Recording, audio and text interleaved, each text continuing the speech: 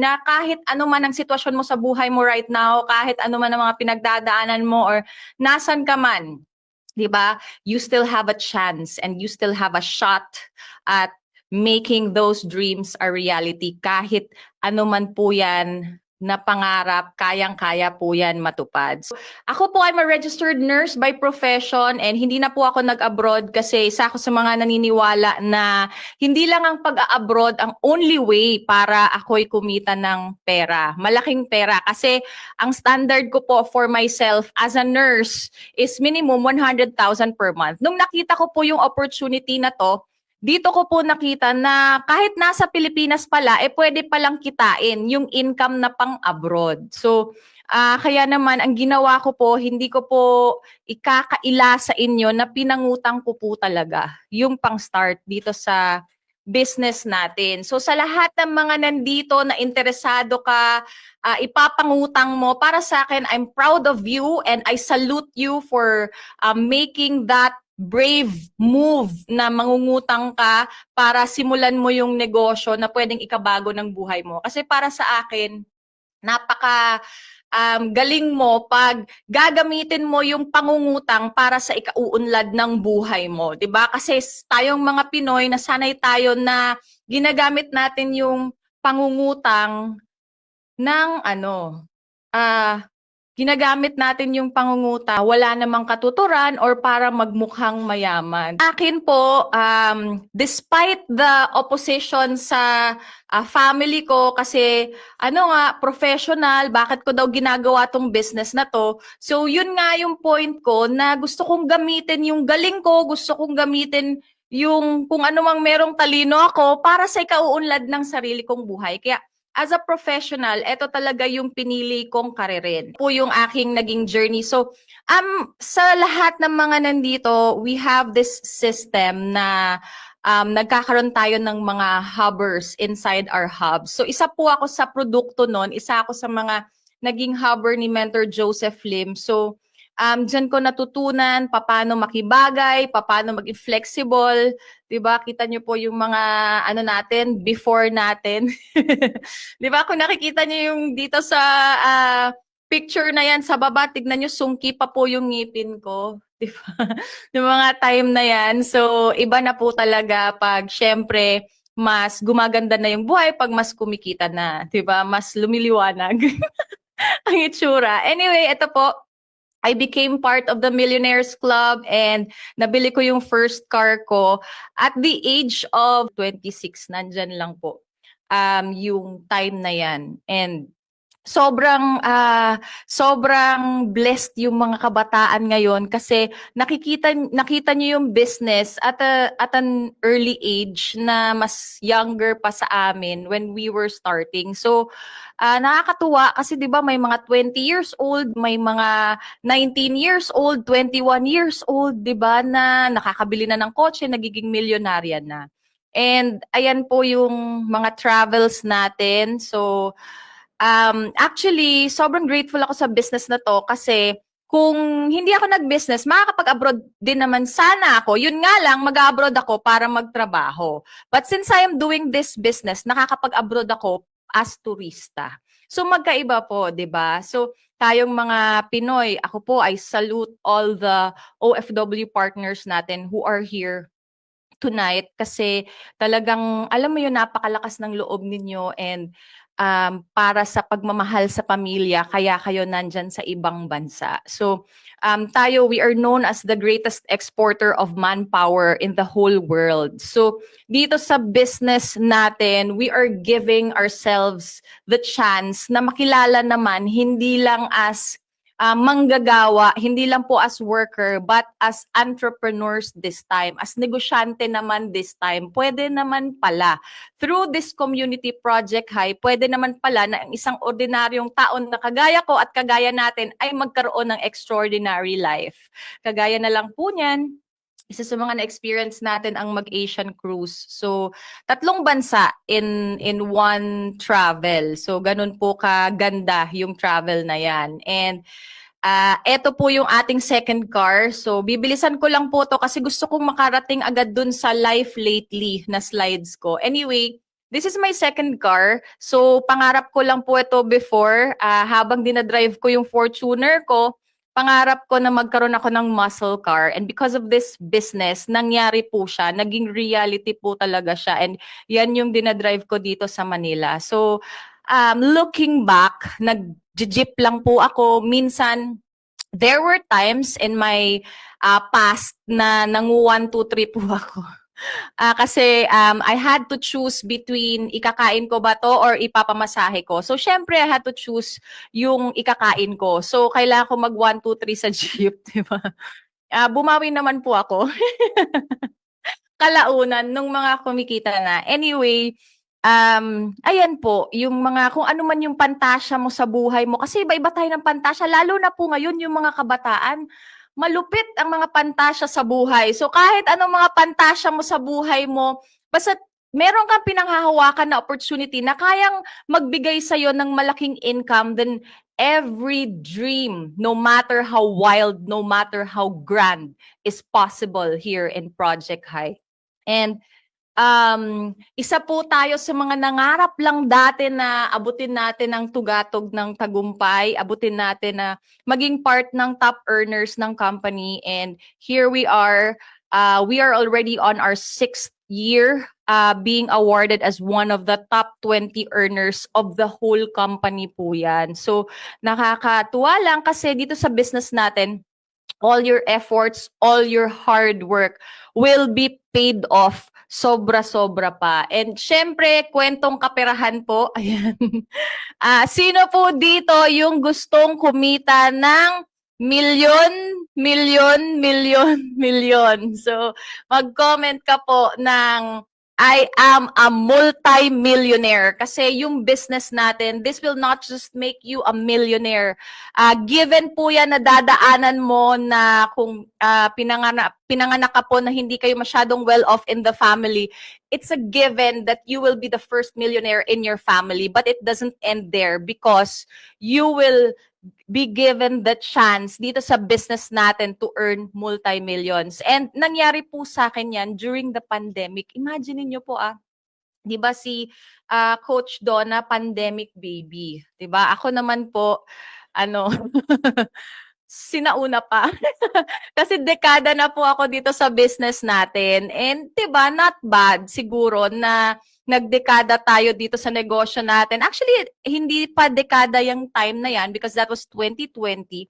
So I was on my 8th year in the business. Mga nandun po sa bracket na yan nung kinita natin yung million-million na yan. And ang tawag ko po dyan, I had parang a phrase to define this. I'm so grateful to have a winning business in a losing economy during that time because we are aware na maraming mga nawala ng work, nawala ng negosyo, but here we are na during that time, kaya ko po talaga dinocument kasi I know it's not going to happen again. And gusto ko magkaroon ng magandang memory. And alam niyo po ba, yung bawat check na yan, bawat patak ng figures na yan, it signifies yung dami din ng tao na natulungan natin. So it's not just about the money, but it's about the contribution that we are able to contribute to the lives of other people. Maraming nabuhayan ng pag-asa, maraming mga kumita, maraming naitawid ang pamilya nila simply because we were doing this business even during the pandemic. So crisis-proof po yung negosyo natin, ganun kaganda. Kasi kahit anong estado ng ekonomiya natin,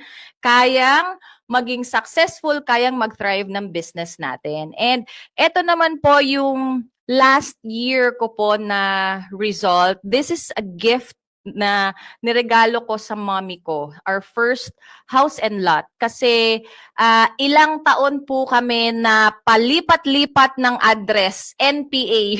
Sino po yung mga NPA dito? Pare-parehas po tayo. Galing na kami ng Cebu, galing na kami ng Pasig, galing na kami ng Cavite. Marami na kami mga iba't ibang lugar na nirentahan.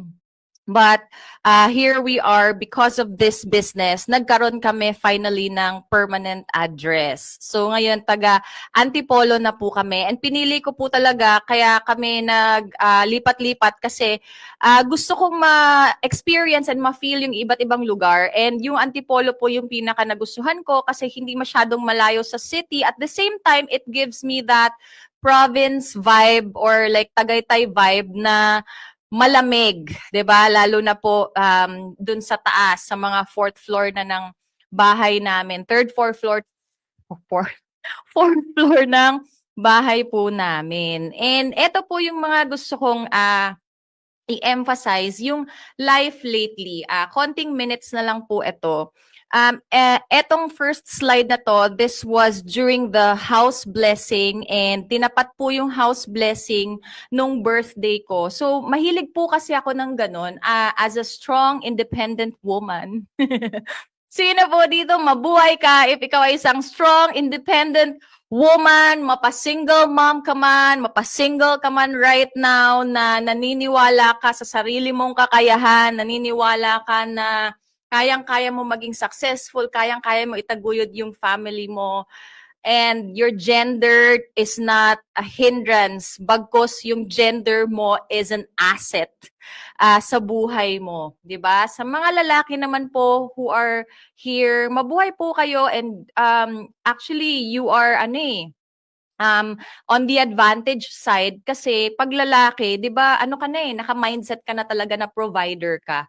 Kaming mga babae kasi pinipili namin 'yun eh. As for me, ako pinili ko because sa family namin, kita niyo po yung picture on the left, we are only 3 girls. So yung mommy ko, boomer, yung kapatid ko naman, Gen Z, or ano na ba yan sila. So ako millennial. So iba-ibang generation kami. So during that time na na-bankrupt yung mommy ko, I was left with no choice but to man up for our family. Kasi wala naman pong tumatayong lalaki sa buhay namin. So nung nakita ko yung opportunity na to, pinangutang ko po, ginrab ko para sa akin, ang pagbabagong buhay, hindi po yan pinapatagal. Ang pagbabagong buhay, sinusunggaban because, syempre, you have to give yourself the time to work on the business eh. Hindi naman po pag nag-join ka today, bukas agad ganito na yung buhay mo eh. Of course, I had my share of sacrifices, I had my share of ups and downs sa business na to, but still ang ginawa ko lang talaga is I moved on, I continued on, 2 directions I know, forward and up. Yun lang po talaga yung tinitignan ko sa business. And I'm so grateful kasi dito ako nakabuo ng family not by blood but alam mo yun yung mga tao na nagmamalasakit sa'yo, tinanggap ka kung sino ka even at your lowest, even at your weakest. So ayan po yung mga nasa picture na mga kasama ko po talaga even during those times na walang-wala pa. And here we are on this day in this picture. We celebrated our success together. Kasi naniniwala ako na yung success ko, success din po ng mga tao na nandyan. Kasi na-witness po nila yan. And ayan, ang sarap kasi ayan po birthday ko yan, first time ko na makatanggap ng maraming cake. Ganun pala, no? Tumatanda na ba pag ganyan? Anyway, masarap kasi we are a small family but because of this business, naging big talaga yung family namin. And during that day, it was a celebration. Dalawang celebration kasi house blessing yung sa umaga and sa gabi naman yung party na yung bigger family.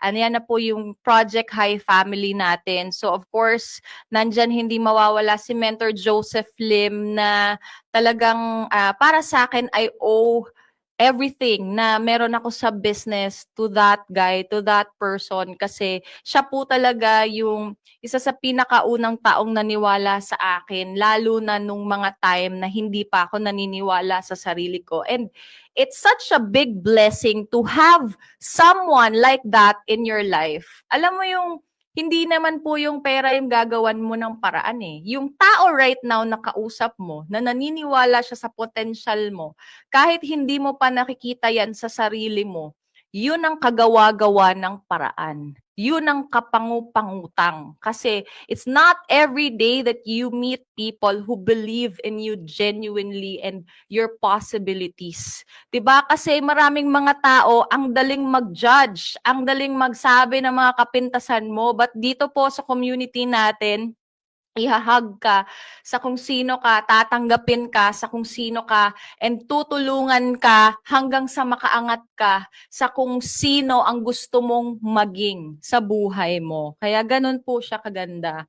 And eto po, this is a normal day lang dito sa bahay namin. Ayan po yung itsura ng third floor namin. But what made this special as a product of a broken family is together po dyan yung mommy ko at saka yung daddy ko at saka nandyan din po yung sister ko. So we are a modern family. So marami naman po siguro dito na modern family living. So nakakatuwa lang kasi because of the result na naipundar natin dito sa business, nagkakaroon ng chance na mag-gather ko yung family ko, yung extended family na na-build namin over the years na nagiging as one, na nagsasalo-salo. So para sa akin, yan po yung mga bagay na kasipag-sipag. Yan ang mga bagay na dapat pinaglalaban. Yan ang mga bagay na talagang tinatapangan sa buhay para ma-achieve natin. However your family looks like,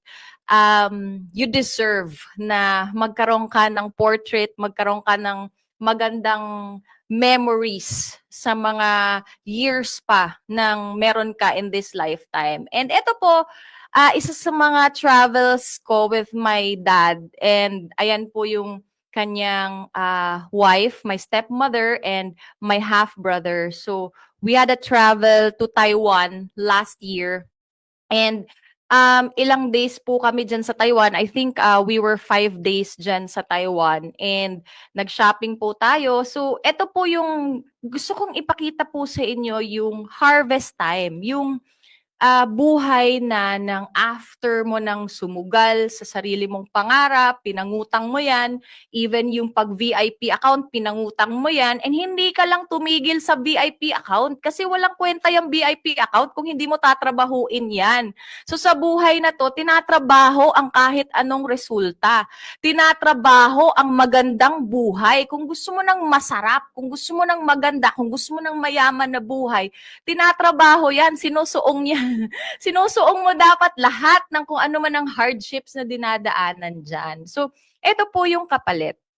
Mga 5 days kami dyan, nag-shopping, nag-tour, nag-spend ng family time. Pag uwi ko po ng Pilipinas, pumasok po sa Bibo account ko yung 1 week income ko, and that is 379,000 pesos. So nakakatuwa kasi nag-shopping man po tayo dun, gumastos man po tayo dun sa Taiwan, pero mas malaki po yung binalik sa akin ng business right after mag-travel. So 'di ba, darating ka sa buhay mo na mapapagod ka kakapasyal.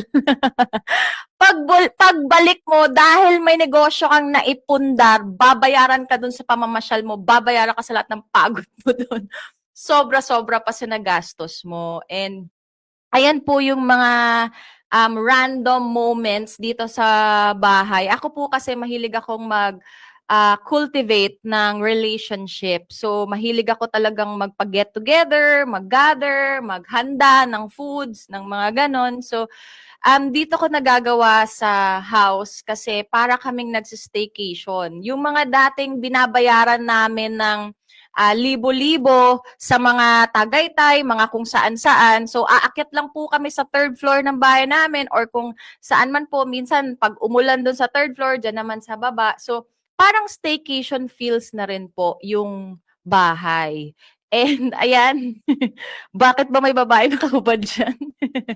Huy, hindi po skandal yan. Isa sa mga fascinations ko lang talaga every time I go staycation or I go check-in sa mga hotels is the bathtub. Pag meron bathtub ang lugar, talagang I make sure that I really spend time sa bathtub na yan. And yung binili namin yung bahay na to, meron na akong bathtub sa sarili kong bathroom. So, Sobrang sarap. Kasi there are times when, the business is, of course, it's a tough day kasi syempre negosyo to eh. It's not always smooth sailing, it's not always maganda yung takbo. So there are days talaga na medyo stressful and all. So when I go home, what I do is nagbabathtub. Ganon. So ang sarap lang kasi dati binabayaran ko pa yan to experience that sa mga hotels. But right now, it's in my own bathroom. So, para sa akin, simple man po yan. Mga simple lang talaga kasi ang mga kaligayahan ko sa buhay. Pero isa yan sa mga talagang masasabi ko na, ay, buti na lang talaga. Nagsipag tayo, girl. Buti na lang talaga. Tapos, eto pa malupit, yung after mong mag-bathtub, after mong mag-freshen up and all, di ba? E di ang bango-bango mo na. Pag-check mo sa account mo, sa Bibo wallet mo, may pumasok na naman na kalahating milyon. So, ang sarap, 'di ba? Yung buhay na ganyan, talagang alam mo 'yun, if it takes everything you got and if it takes every you in you. Ano ba 'yan? English pa more. If it takes yung buong pagkatao mo, lahat ng sipag mo, lahat ng galing mo, isusugal mo sa isang opportunity para maging ganyan ang buhay mo, gagawin ko po ng paulit-ulit, susuungon ko ng paulit-ulit lahat ng mga itinawid ko para lang maabot itong estado ngayon sa buhay ko. Kasi sobrang sarap po talaga.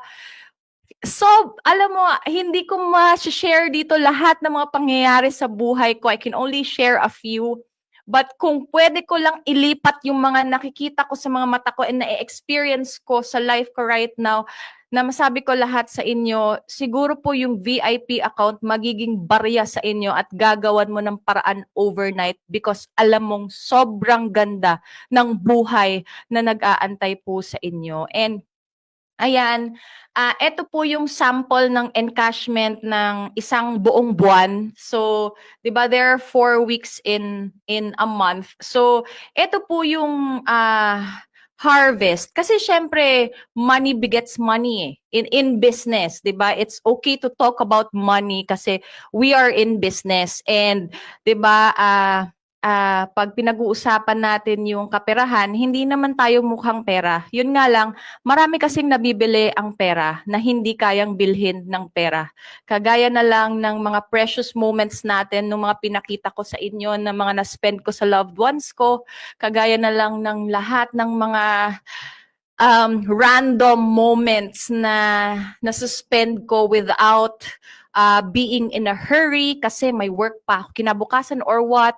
I sleep whenever I want to, I wake up whenever I want to, and I get paid this much every month because of that brave decision that I made years ago to do this business, na magtiwala doon sa tao na nag-imbita sa akin, nagdala sa akin dito sa business na to. Kaya nga sinasabi ko po sa inyo, napaka-swerte mo, napaka-blessed mo kasi yung tao po na nagdala sa'yo sa Zoom event natin, yan ang anghel sa buhay mo. And I just like to leave you with this quote. And it says, "Fortune is for the brave." Kasi alam mo po sa buhay na to, hindi naman po pera ang kapital, hindi naman po pera ang pinupuhunan dito. Though meron tayong investment, meron tayong panimulan na amount, but it's not about the amount eh. 'Di ba? Kahit anong package ang kunin mo diyan, 'di ba? Kahit one time, big time mo pa yung VIP account na 'yan kung meron ka niyan. But it's not about the amount na ilalabas mo kasi hindi po 'yan ang totoong puhunan dito. Ang pinakatotoong puhunan po dito is the bravery, yung lakas ng loob, yung tapang mo po na gumawa ng panibagong desisyon para magkaroon ka ng rebirth sa buhay mo. Kasi sino lang po ba ako? Isang babae na produkto ng broken family na 'di ba hindi naman po katalinuhan kasi nangopya lang naman ako sa klase para maitawid ko at mapasa ko yung board exam namin, nothing special. Same ordinary girl with just extraordinary bravery in me. Kaya po nasabayan na lang din ng extraordinary luck along the way. And syempre, pinili ko po maging part ng Project High community, which is one of the best decisions that I ever made in my entire life. Kaya po ganito ang buhay na meron po ako right now. Again, yung buhay na meron kami is just sample of what's coming for you. Kasi you are the architect of your life. You are the captain of your life. Ikaw ang gagawa ng storya mo. It doesn't have to be the same as mine. But definitely, pag ikaw kumita ng the same ng kinikita ko, ikaw ang makakapag-create anong klaseng sports car din ang ida-drive mo, saan mo din ititreat yung family mo, ano bang itsura mo pag nag-bathtub ka din, di ba? Anong klase ang buhay na i-create mo for yourself? It's up to you. You just have to make that brave decision right now and make sure na gawin mo. Kasi ang pag-make ng decision, it only takes a snap. It doesn't take a day. It doesn't take an hour. It's a snap lang po. Pag nakita mo, uy, gusto ko yan, di-decide ako agad. Kasi ganun ko po ginawa sa sarili ko. Despite oppositions, despite criticisms, naniwala ako na kaya ko. Kasi kung nagawa ng iba, definitely kaya ko. Ikaw na nanonood right now, kayang-kaya mo din. Kaya with that, thank you so much sa pakikinig, sa panonood, sa pag-attend. You spent time from start until this very end. That just proved na desidido kang magbago yung buhay mo. Kaya kausapin mo na agad yung coach, yung mentor mo para makapagsimula ka na agad. Again, ang pagbabago ng buhay, sinusunggaban po agad.